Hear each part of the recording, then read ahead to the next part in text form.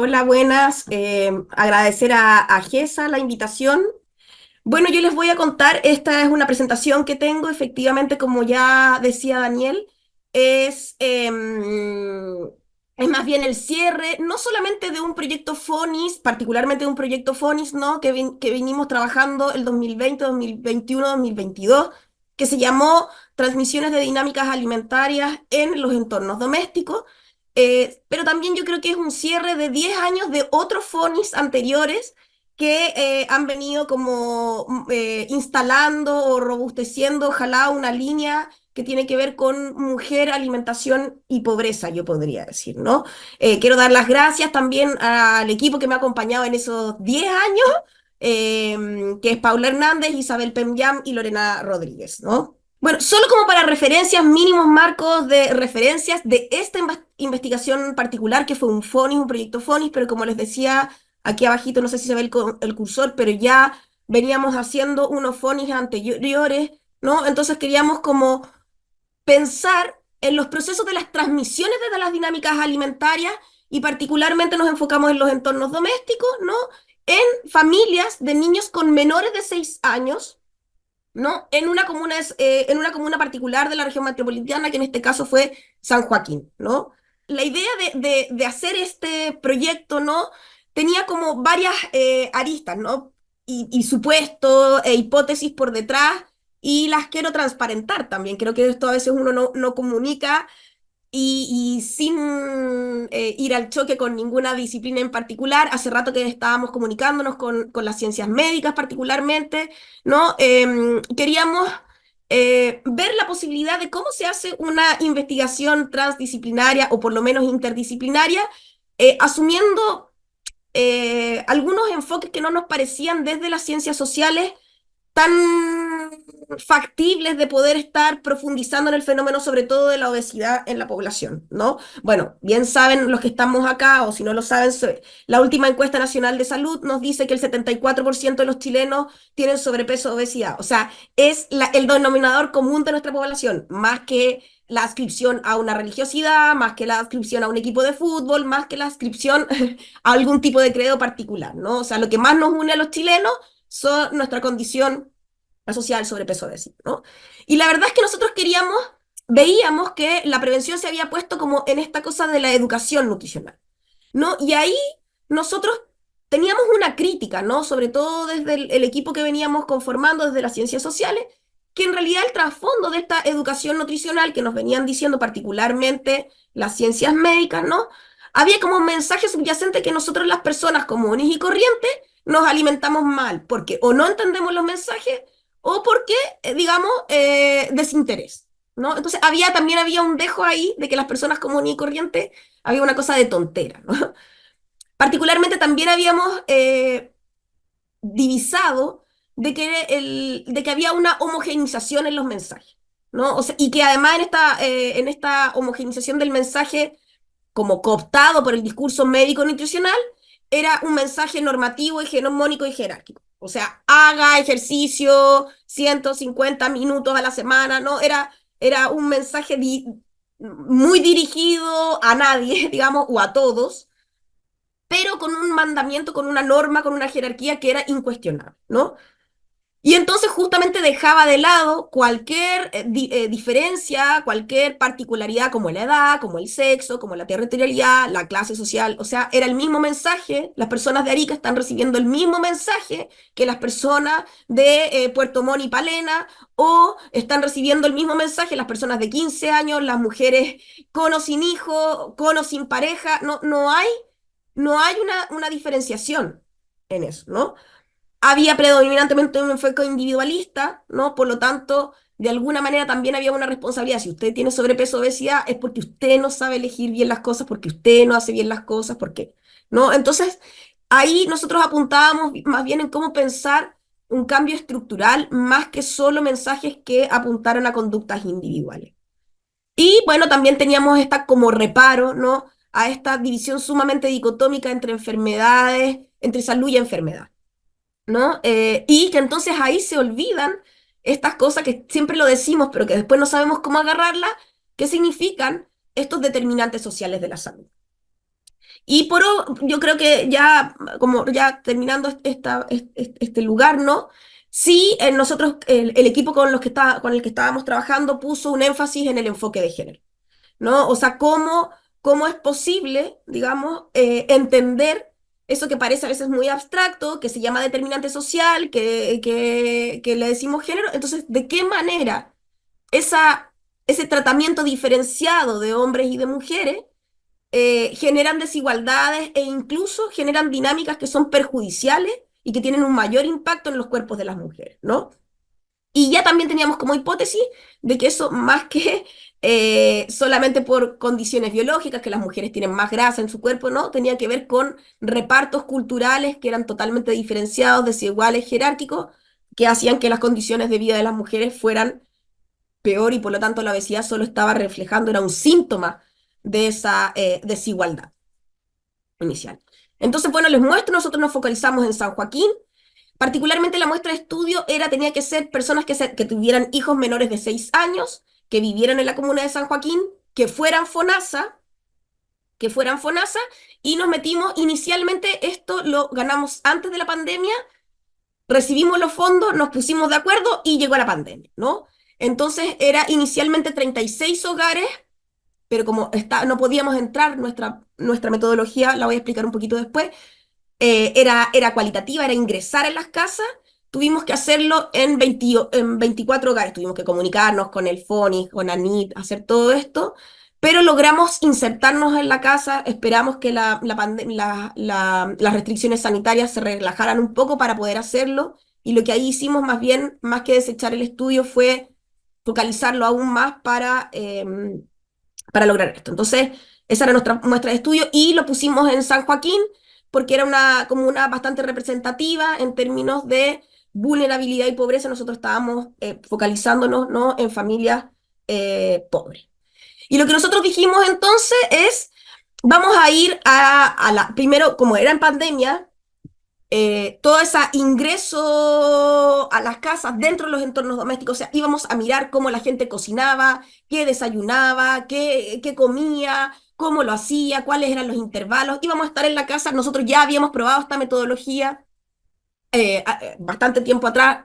La antropología nos ha permitido también obtener esas herramientas y esas competencias de ingresar a las casas de manera muy intensiva, y entonces teníamos esa expertise, digamos, ¿no? Particularmente fuimos, como decíamos, a estos hogares y ya teníamos una matriz que habíamos probado en investigaciones anteriores, y esta es la matriz para acceder a la cultura alimentaria de un grupo y persona. Es una matriz que hemos difundido, que es una matriz que está accesible. La idea es justamente, aquí es una propuesta, un modelo metodológico para ver cómo las personas tienen esas rutinas y dinámicas, ¿no? Y se compone de columnas y de filas. No siempre podíamos mirar absolutamente la matriz, pero por lo menos desde el quién, qué, cómo, en las distintas etapas que involucra el ciclo alimentario, ¿no? Desde el gusto, los procesos de abastecimiento, de preparación, de consumo, de ingesta y de desecho. O sea, también hemos tratado de localizar en un elemento pedagógico, en una sola página, one page, localizar una manera de estructura metodológica para acceder a esa información. Y aquí está. Particularmente en este probamos con no sé cómo se dice, la fila que está abajo, la última, que tenía que ver con los procesos de significación y de transmisión. Y aquí tengo las características sociodemográficas, ¿no?, de las 24 personas que analizamos. Lo que nosotros hicimos, si bien es cierto, nos metimos en los entornos alimentarios domésticos, ¿no?, y veíamos a la familia, veíamos a los niños, veíamos a las abuelas. Estas son las mujeres que eran las encargadas de diseñar y de estar, no anecdóticamente, sino que encargadas de manera cotidiana de la alimentación. Estas son las aristas relevantes de la investigación, lo que pudimos hallar, que efectivamente coinciden con algunas que ya veníamos haciendo, con otras que también veníamos conversando con colegas que están aquí presentes, y que son los que fueron iluminando estas dinámicas y transmisiones alimentarias, que es como se llama nuestra investigación. Se dividen en tres: tiempo, espacio y contenido. Están todas vertebradas, ¿no?, imbricadas. El tiempo define los contenidos de lo que se come, los espacios definen también los contenidos de lo que se come y los tiempos que se ocupan, ¿no? Pero voy a tratar de ir operativizando lo que encontramos, ¿no? Aquí vemos que el tiempo es algo que las mujeres sienten que está totalmente fuera de su posibilidad. El tiempo no lo pueden manejar, se les escapa. Es una sensación de que el tiempo, no sé, se levantaron en la mañana y ya es la hora de almuerzo y tienen que resolver. Es un problema también la alimentación, ¿no? Tienen que resolver algo, pero que no han podido planificar, que el tiempo no fue un factor que les ayuda a poder organizar ese sistema y más bien se les despedaza, ¿no? Se les diluye, se les va entre las manos. Eso va a condicionar el tipo de comida que están eligiendo. Entonces, el tiempo no solo condiciona el momento de la preparación, sino también, y se ve mayormente reflejado en la última frase, también condiciona el abastecimiento que yo genero. Porque como sé que no voy a tener tiempo para hacer la cazuela, bueno, entonces compro el congelado. ¿Me entienden? Entonces, las personas ya empiezan, el tiempo es un determinante, una estructura vital en cómo organizo lo que como y lo que puedo comprar. Los territorios también son lugares que se han perdido en el registro y que definen de manera estructural cómo yo puedo fabricar un plato de cocina, ¿no? Las cocinas que vimos son todas cocinas abarrotadas, pequeñas, y como vimos también, habían hartas personas viviendo en los hogares. Ningún hogar era la familia nuclear que nos dice, no, la política pública de mamá, papá, hijo. Esa es la familia que menos encontramos, ¿no? Entonces está viviendo el suegro, la hermana, la prima que se vino a estudiar del sur, que está acá por temporada, pero claro, la temporada iba a ser 6 meses, pero el arriendo está caro, entonces al final esos 6 meses terminan ya siendo un año y medio, o posiblemente la carrera. O sea, quiero decir, a veces también en esto mismo del tiempo, también hay dinámicas que uno piensa que van a durar un tiempo y las familias muestran que ese tiempo es mucho más laxo de lo que pensaron, ¿no? Entonces son cocinas sumamente abarrotadas, tienen poco espacio, ¿no? Entonces quiero decir, todos esos son condiciones que a veces pasan desapercibidas para lo que yo tengo que elegir en qué es lo que puedo comer o no puedo comer. Como ya explicaba entonces, ¿no? El contenido que comemos cuando comemos está totalmente imbricado en, en esta como cosa del tiempo y de los espacios, ¿no? El contenido de los alimentos tiene que ver con estos dos grandes estructuras kantianas, si queremos, ¿no? Tiempo y espacio, que vienen a definir, a condicionar lo que yo voy a preparar, ¿no? Y es lo que yo advertí anteriormente, ¿no? Se privilegian comidas sencillas, que requieran pocos utensilios, porque tienen menos tiempo de limpieza y también menos espacio para limpiar. Y en ese sentido, entonces, los alimentos ultraprocesados vienen a inundar estas casas y estos entornos alimentarios. Los productos frescos se pierden, terminan siendo podridos, no sabemos dónde dejarlos. Y entonces lo que tenemos como resultado de todas estas condiciones es que hay una homogenización de las preparaciones. Abunda el arroz, la vienesa, las croquetas, los fideos, ¿no? Entonces, también hay un gustema que se está perdiendo el tema de las comidas, de los guisos, y lo que tenemos es que estas mujeres van más bien haciendo una rutina alimentaria homogénea, ¿no? Arroz con carne, fideos con huevo, a las otras arroz con huevo, después fideos con salsa de carne, ¿no? Una cosa así.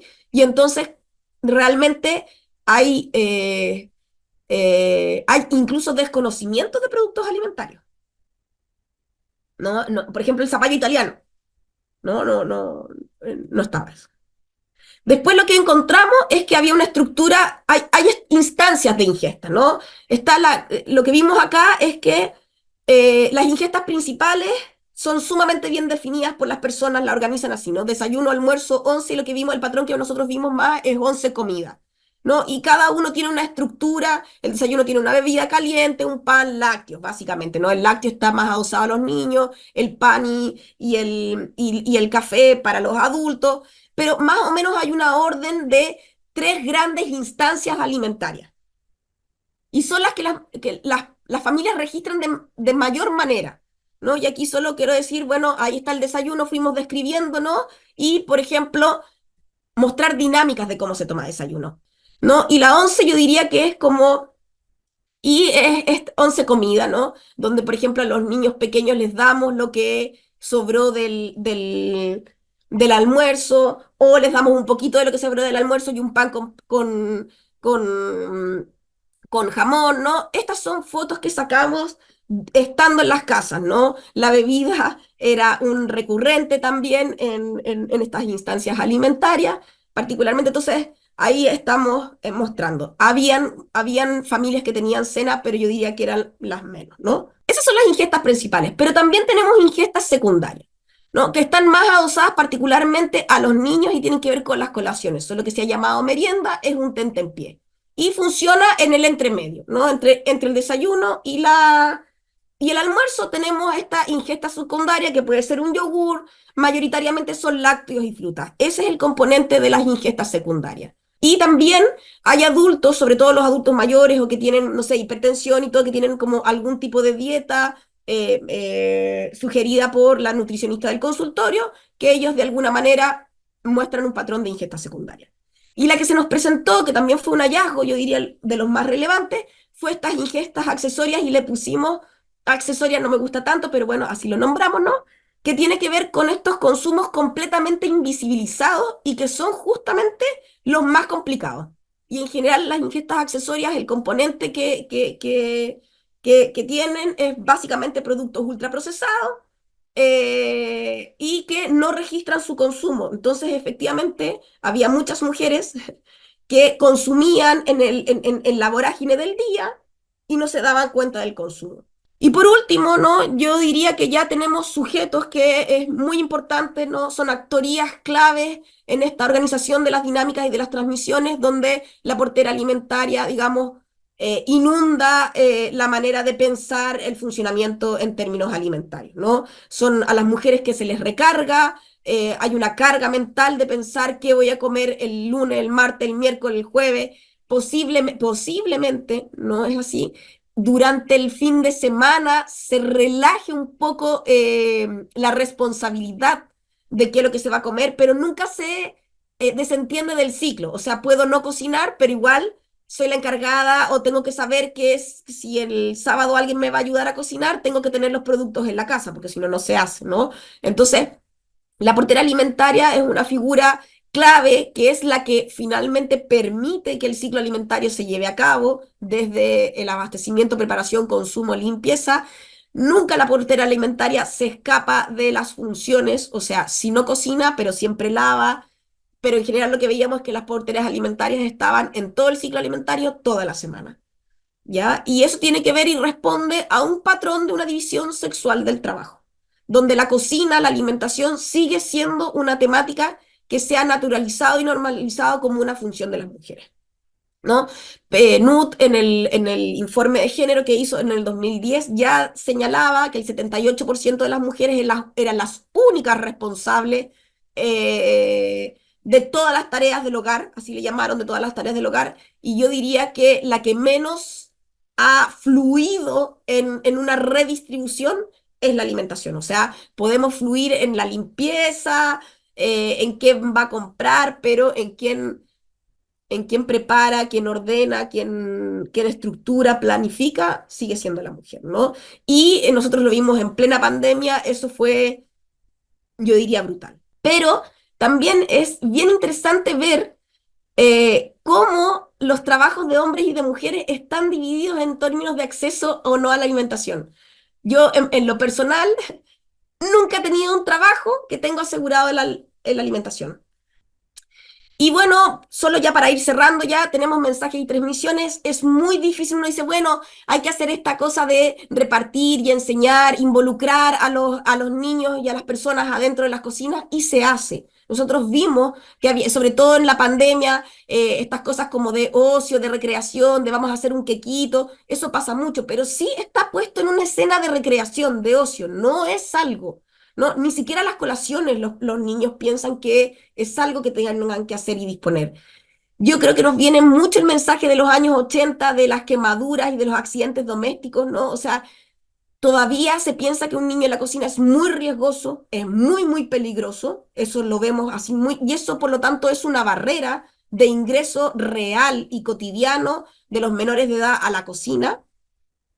Yo diría que siempre se ingresa de manera anecdótica, es decir, como ya vamos a hacer un quequito, vas a hacer esto, pero no es una constante, por lo tanto no hay una posibilidad de redistribución de las tareas del hogar donde más personas se involucren y no dejemos a esta figura de la portera alimentaria de manera tan solitaria haciéndose cargo de estas cosas. Eh, bueno, hay varias causas más.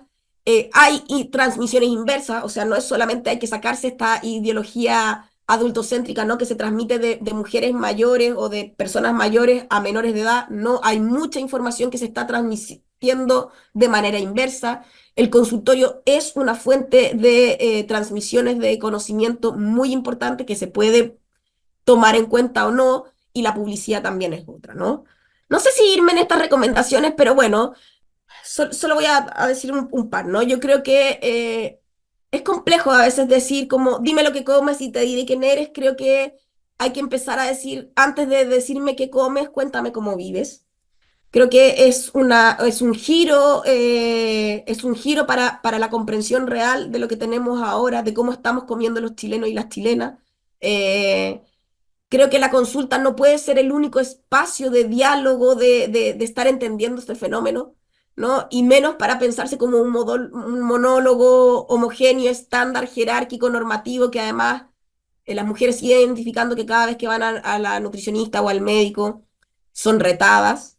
Eh, y también espacios de estigmatización, ¿no? Que no logran eso, ¿no? Vimos muchas cosas en el proyecto y bueno, nada, solo puedo agradecer también a las mujeres que nos dejaron entrar a sus casas y a sus territorios.